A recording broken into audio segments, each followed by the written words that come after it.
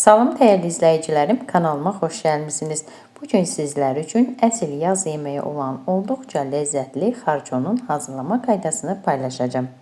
Bizim tərəflərdə xarçonu belə hazırlayırlar və sizin zonada xarçonu necə hazırlayırlar, rəy bölməsində fikrinizi yazmağı unutmayın. Başlayaq hazırlamağa. Xarçonu hazırlamaq üçün sümüklü ətdən istifadə etdim.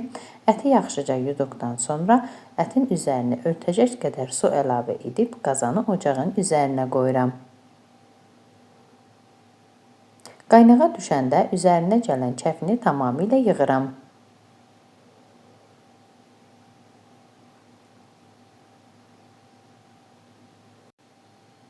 Daha sonra qazanın içərisinə 1 ədəd orta ölçülü doğradığım soğanı əlavə edirəm.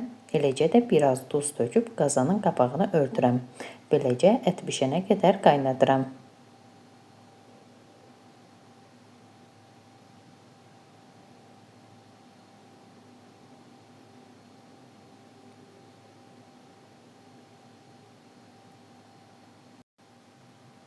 Göyərtiləri əvvəlcədən təmizləmişəm.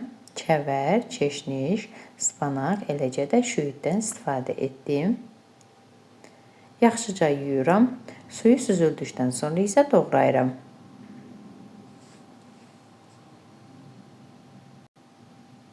Xarçonun göyərtilərini orta qaydada doğrayıram.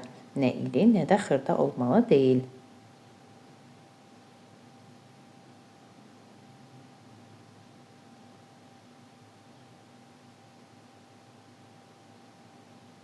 Ət bişdikdən sonra suyu süzülür. Qazanın içərisinə biraz yağ əlavə edib soğanla əti birlikdə qovururam.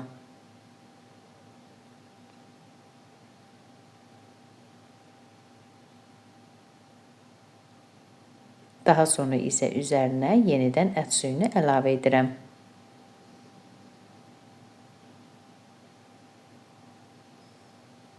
Su azlıq edərsə əlavə su tökə bilərsiniz. Yarım stəkan yumru düyünü yaxşıca yuyuram, onu da qazanın içərisinə əlavə edirəm.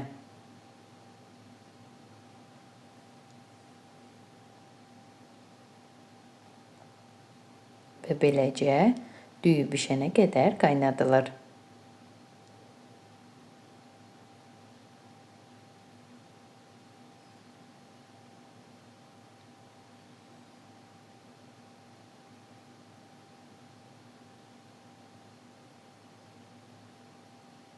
Artıq düyü bişib. Düyü bişdikdən sonra doğradığım göyərtiləri qazanın içərisinə tökürəm.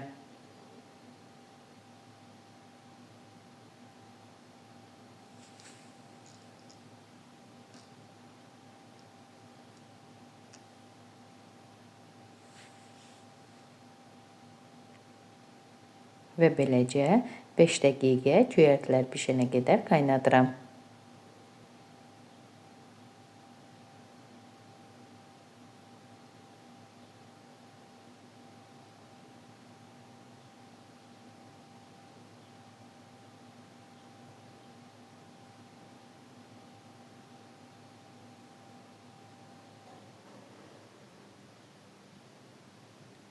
Sonda qazanın içərisinə zövqə görə duz, qara istiot, eləcə də alça turşusu tökürəm.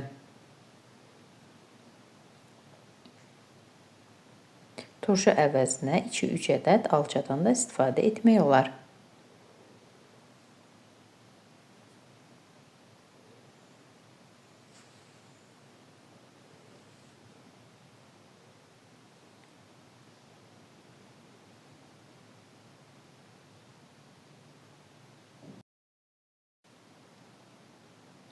Bir-iki dəqiqədə beləcə qaynatdıqdan sonra ocağı söndürürəm.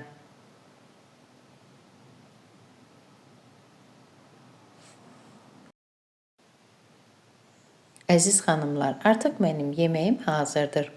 Əgər siz də mənim yeməyimi, kanalımı bəyəndinizsə, mənə abunə olub dəstək olmağı unutmayın.